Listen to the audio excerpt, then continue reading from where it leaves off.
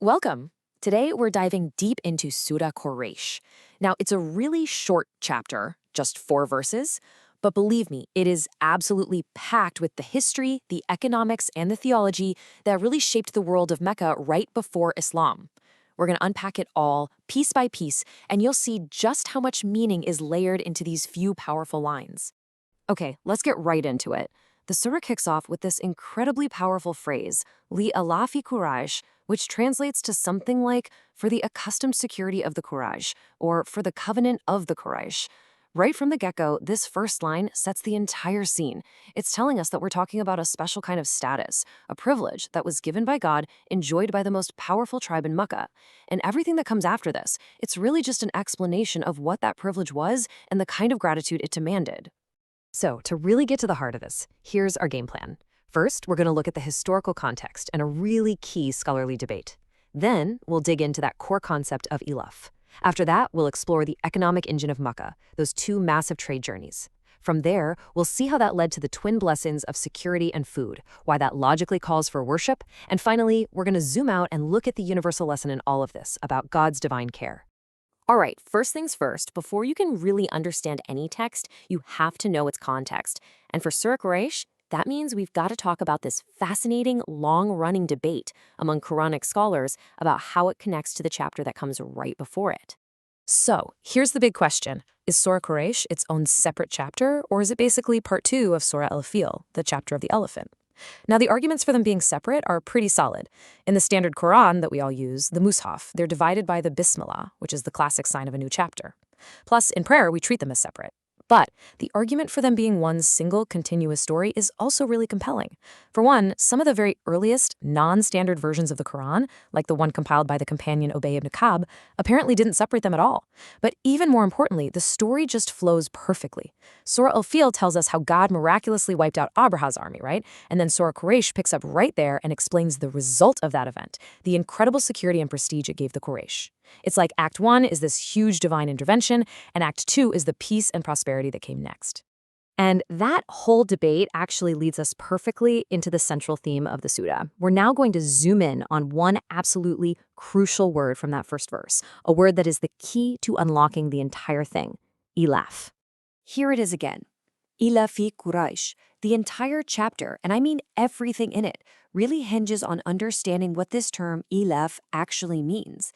It's not just a word. It's this incredibly dense, layered concept that describes the entire situation for the tribe of Quraysh at that specific moment in history. So what exactly is ilaf? Well, the root of the word itself has this meaning of bringing things together, creating harmony, familiarity.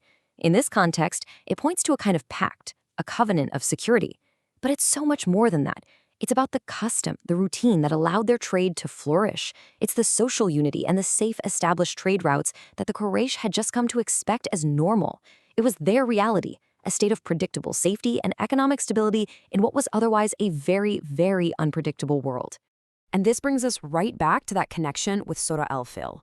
I mean, where did this ilaf even come from? Look, the Quraysh didn't build it with their own military might, not at all.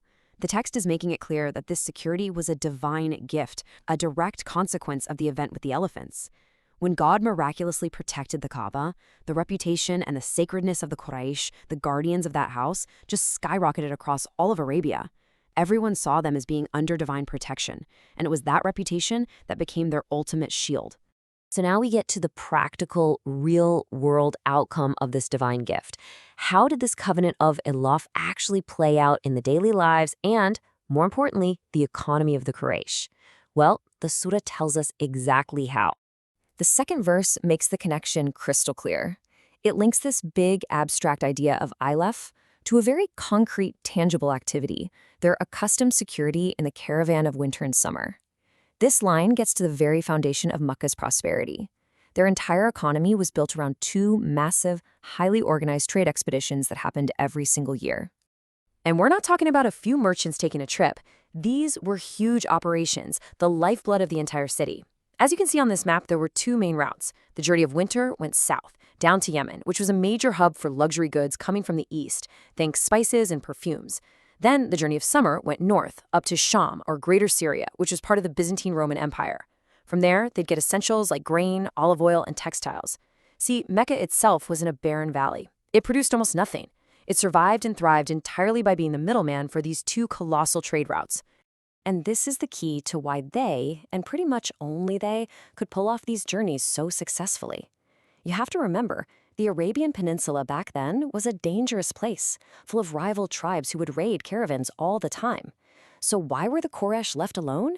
It all came down to their unique status. After the event of the elephant, they became known everywhere as Al-Allah, the people of God.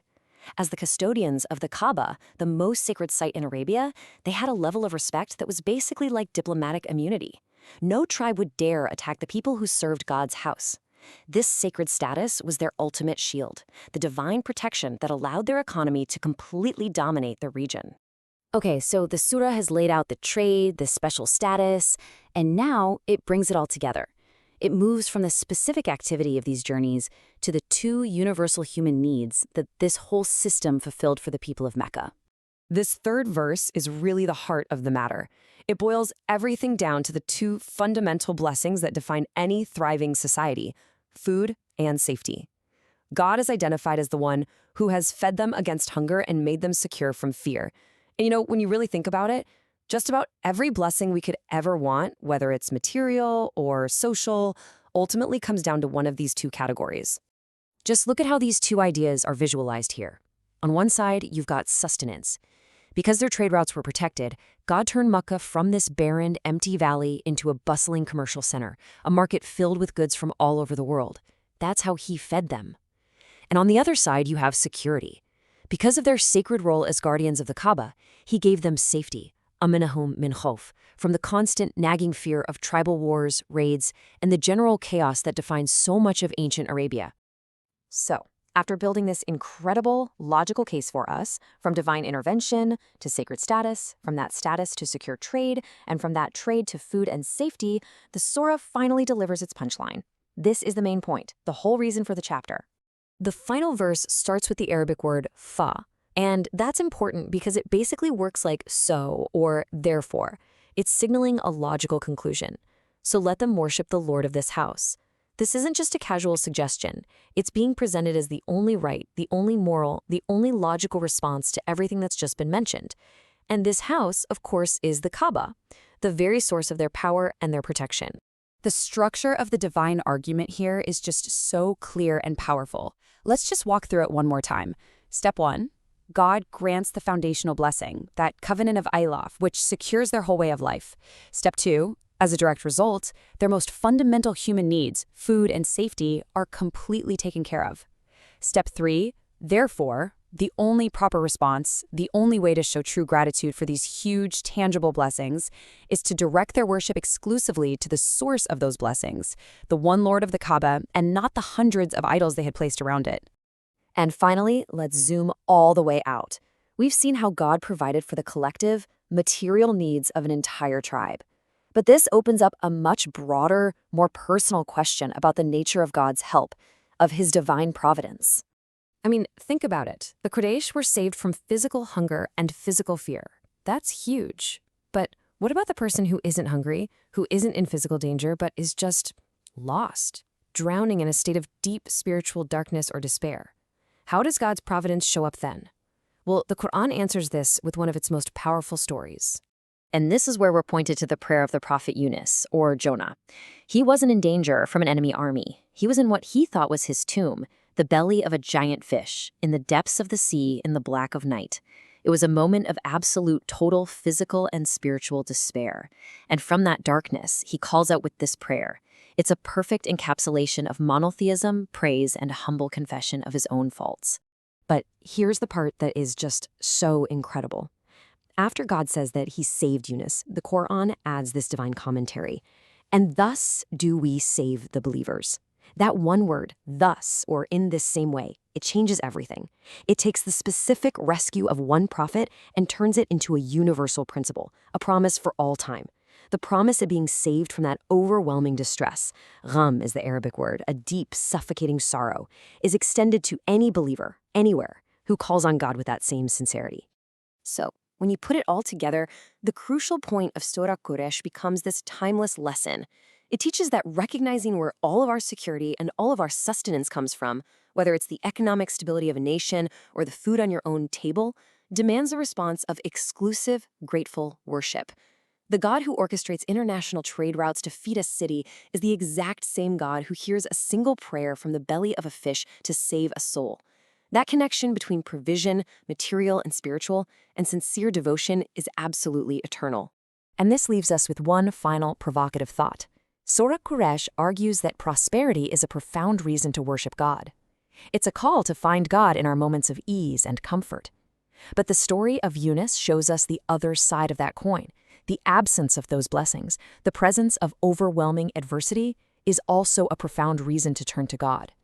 One teaches us to find Him when we're secure, the other teaches us to find Him when we're in despair. And together, they complete the picture of what a truly unwavering faith is meant to look like.